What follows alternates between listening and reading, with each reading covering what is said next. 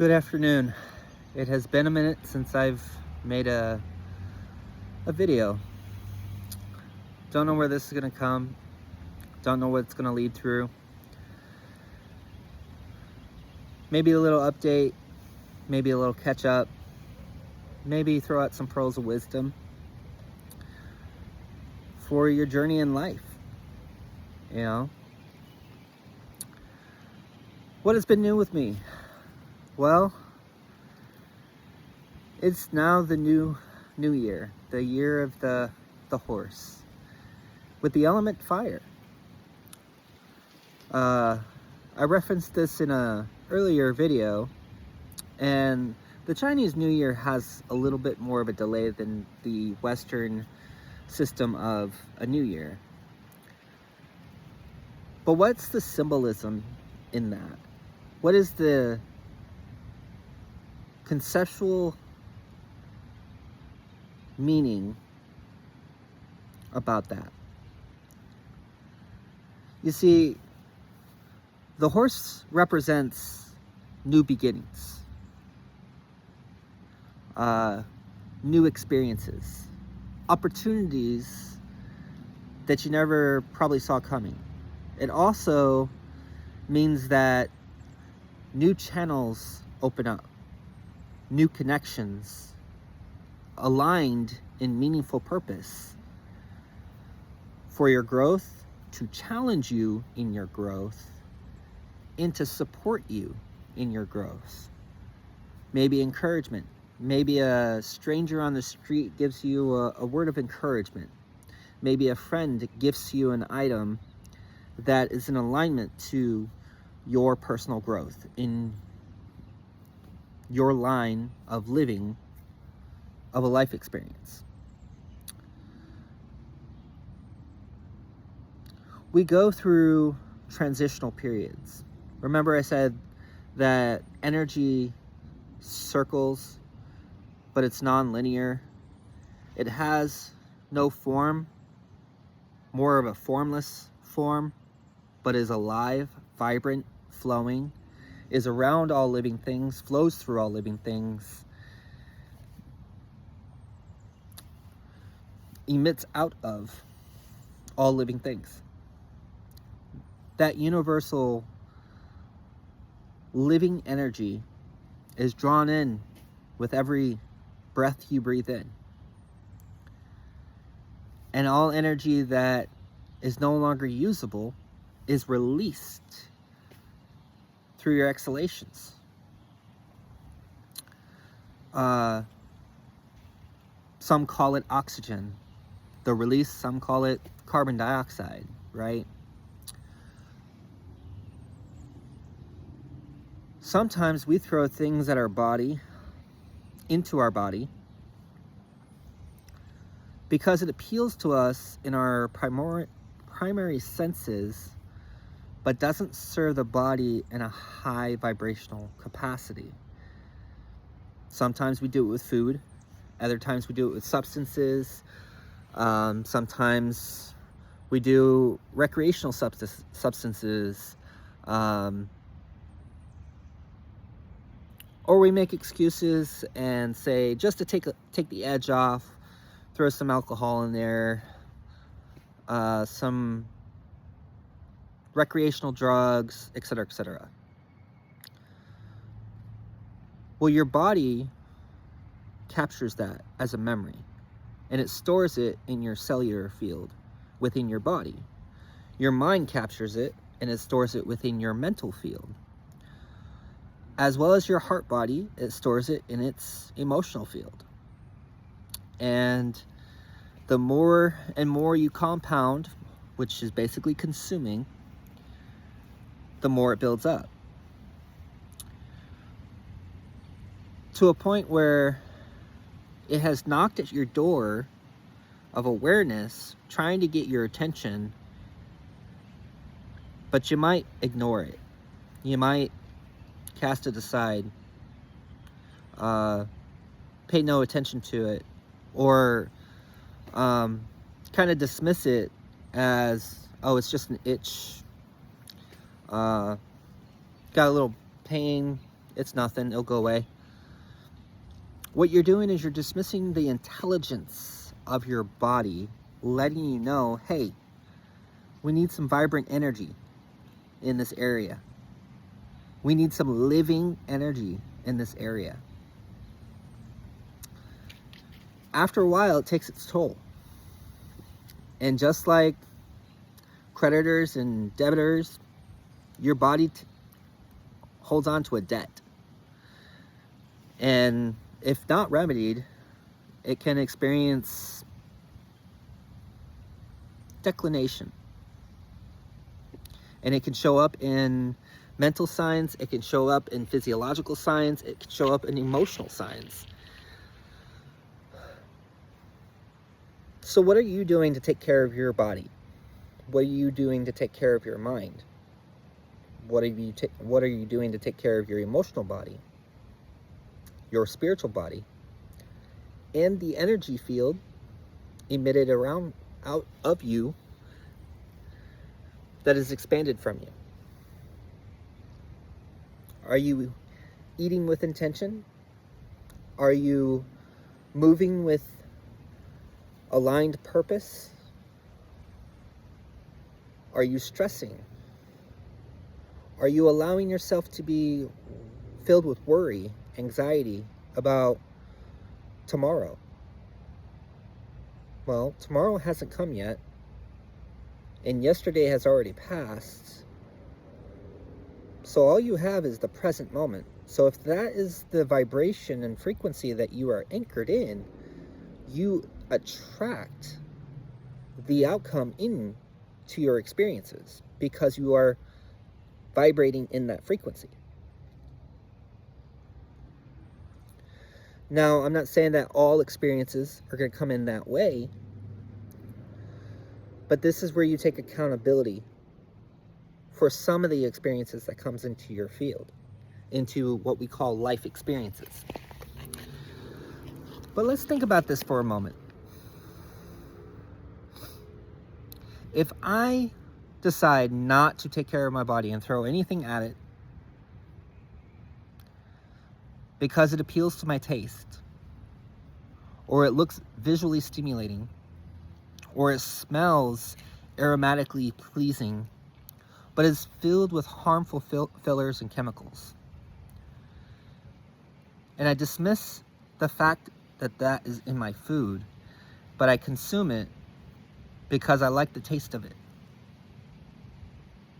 Okay, enjoy your meal, but take accountability for knowing what is in your meal and how that filler or chemicals in your meal is going to respond to being in your body. Do your due diligence. Do some research. Because I could say a list of all kinds of information, and it won't matter until you take the conscious effort to do your own due diligence and research what it is that you put in your body, what it is that you're allowing in your internal environment.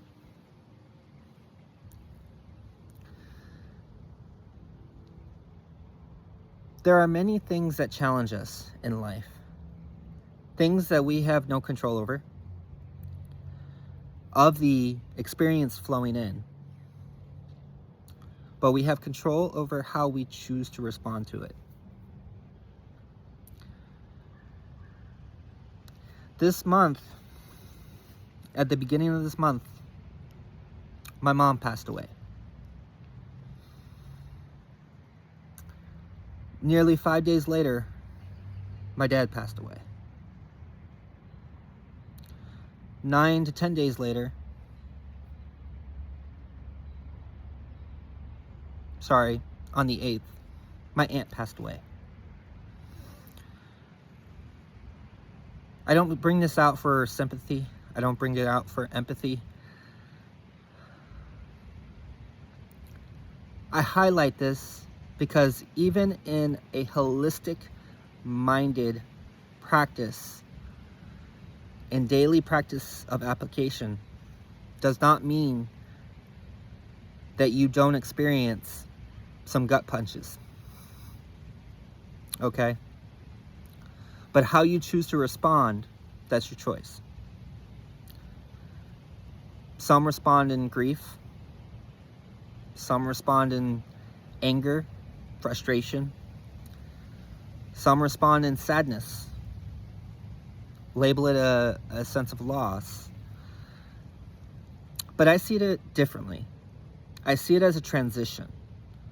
I see it as an ascension from the carbon copy of the body and ascending out of the body into the next transitional phase. I don't see it as a loss. I see it as a gain. I don't dwell on not seeing the physical aspect or the physical identity, but I celebrate having shared the sacredness of time spent in the timeline that they shared.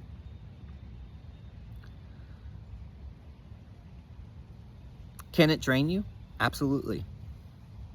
Can it catch you off guard? Definitely. Can you still choose how you want to respond? Certainly. But know this, you can't change the experience. You can change the energy that you have transmitted about how you evaluated the experience.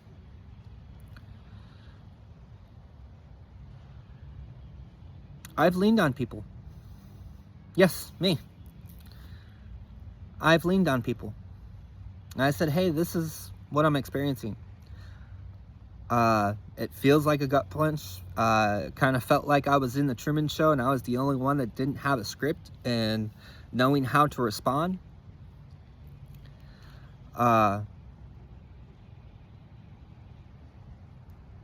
Almost close to numb, in a sense, you know? And what was I told? Every day the sun rises. Every day the sun sets. Every day I meet a new day is a good day. I don't need justification. I don't need reasoning. I don't need persuasiveness. I don't need agreement. I just declare it and accept. Can the experiences still challenge me? Absolutely. But it doesn't change the alignment of the intention. Every day is a good day. Every day is filled with great opportunities, even when I'm not consciously aware of them or how they're great opportunities in the moment when they appear. Every day is an opportunity to grow and expand.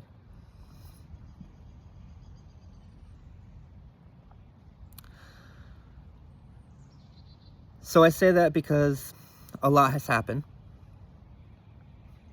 I have transitioned into other arenas professionally, but it doesn't mean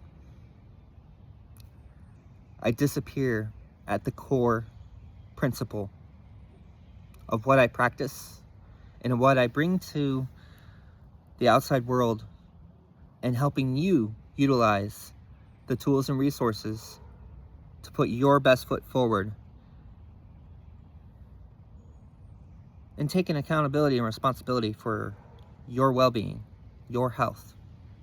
Whether it's through nutrition, whether it's through sacred movement, Tai Chi, yoga, energetic dance, exercise in the gym.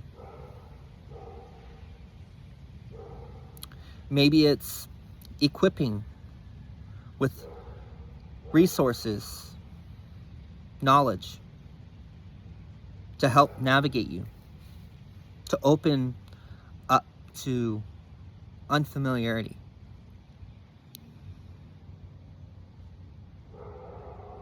Maybe it's some herbs, spices, to open up your system to receive the flow of energy.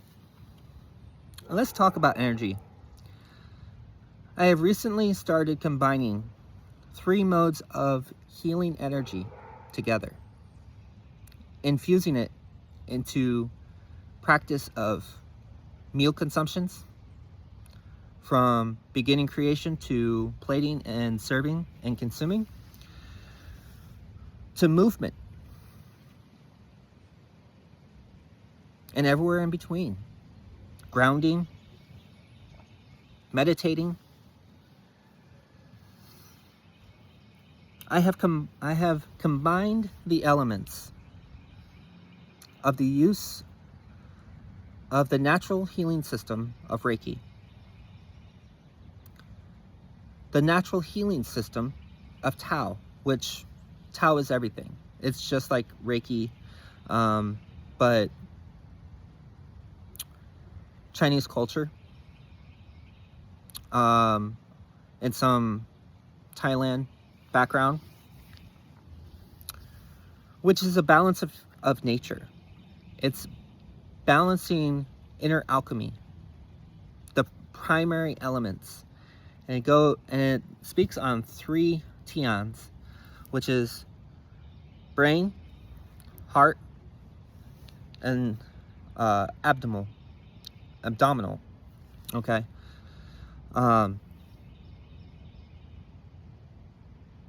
Your food nutrition works on the 5 primary elements: fire, wood, earth, metal, water. And you can get it through your food. You can create your dish specifically with those elements in mind. And it's for your liver, your spleen, your bladder, your intestines, gallbladder, lungs, heart, brain.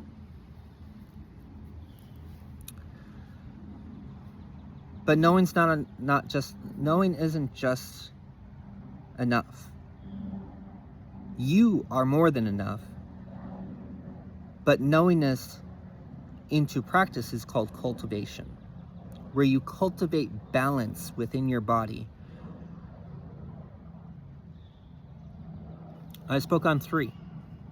First was Reiki. Second is Tao, balance and harmony. What's the third? The third is shamanic practices. Shamanic practices is in the upper, middle, and lower realm. Awareness, consciousness, presence. When we allow ourselves to sift through these systems, we allow ourselves to embody the fullness of life force energy for our physicality, for our emotional body, for our mental body, for our spiritual body, and our energy field. So you may see some posts combining all 3. It's done with intention. It's not to be a lecturer. It's not to exhaust you with overwhelming content. But if it serves you, good. If you feel like it's something that doesn't align to what you need right now, cool. That's your free will, by all means.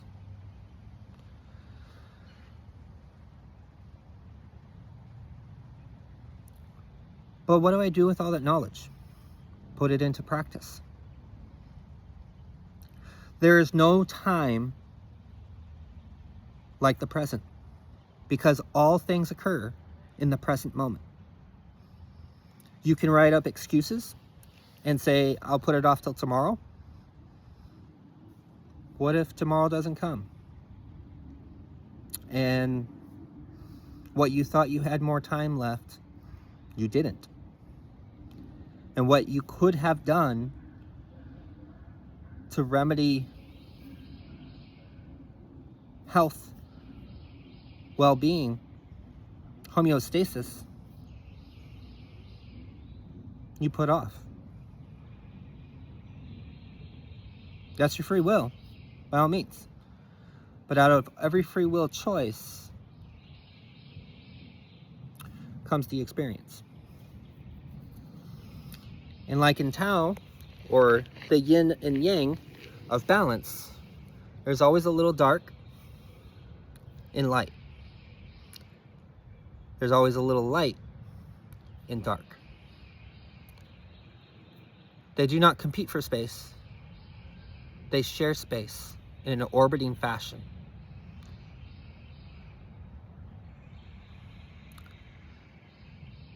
Sometimes we obscure light and it's complete darkness. Sometimes we obscure dark, or sometimes we illuminate darkness and it's complete light. What that means is that everyone has good with a little bit of bad, in which they experience in light, or that they can evaluate and consider it as good and bad. Because we've been conditioned to this culture of identity of duality, that we name things and we express value of things, and that becomes our belief, our way of living.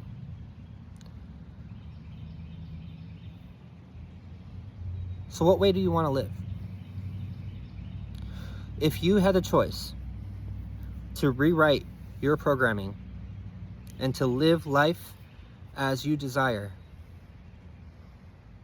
what would you do? How would you show up in the world? How would you practice daily of aligning to your uniqueness? Not passing down and sharing what someone else said, passing their belief on through you to another.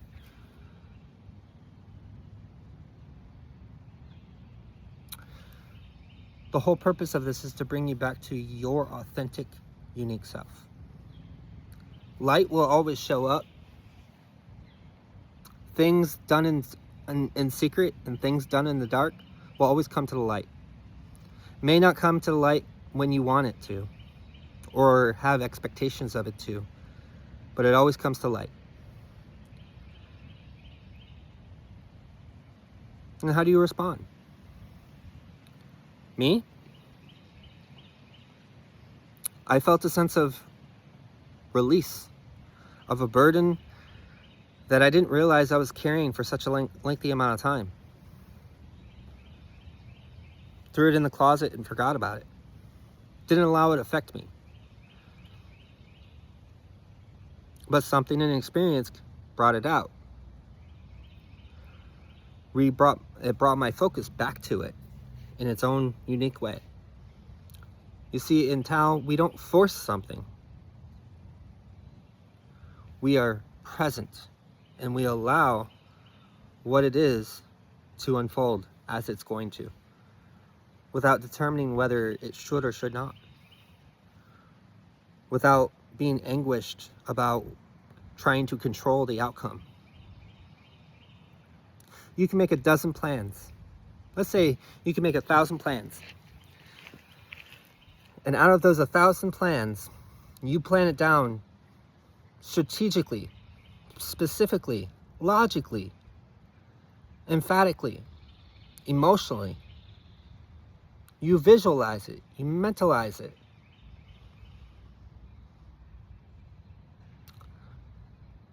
But it doesn't play out the way that you had imagined. How do you respond? I leave that question to you, because as how you respond is going to be a reflection of what you hold within yourself as a belief of identity, as how you think you should respond to the plan not going according to how you mapped it out. I'm not saying that it doesn't get done. I'm not saying that it doesn't occur. It just may not occur as you planned it out. But don't let it make you catatonic. Don't let it make you stop progressing. Everything in life trains you for the next step. Everything. Even when you don't make sense of it. Even when it seems illogical. It's, in fact, most of the things that helped me grow into the person I am today is out of things that were not logical. Didn't make sense. Didn't align to the truth I knew inside. But stories and narratives can be passed on through other people, and other people can take them as truths and beliefs and hold on to them. And that becomes the operating software in the background. And how do you respond? Illuminate if you wish. Bring the awareness to the truth. And if people don't want to accept the truth as is, that's their choice. You're not there to force them to accept the truth. But you expressed your truth. Move on. Now it's their energy to work through. Okay? Don't take on the energy that's not meant for you to take on. Instead, if you have enough compassion and you can see the energy flowing to you of something that you probably don't want, but would rather take it and then transmute it and release it in a non-combative, healthy, conducive way, then strive for the higher road. Don't let life beat you up and keep you knocked down. Because every day is a good day. No matter what. I love you guys. Be well. If you need something, need an ear, lean on me. I've probably experienced it. Okay? Be well.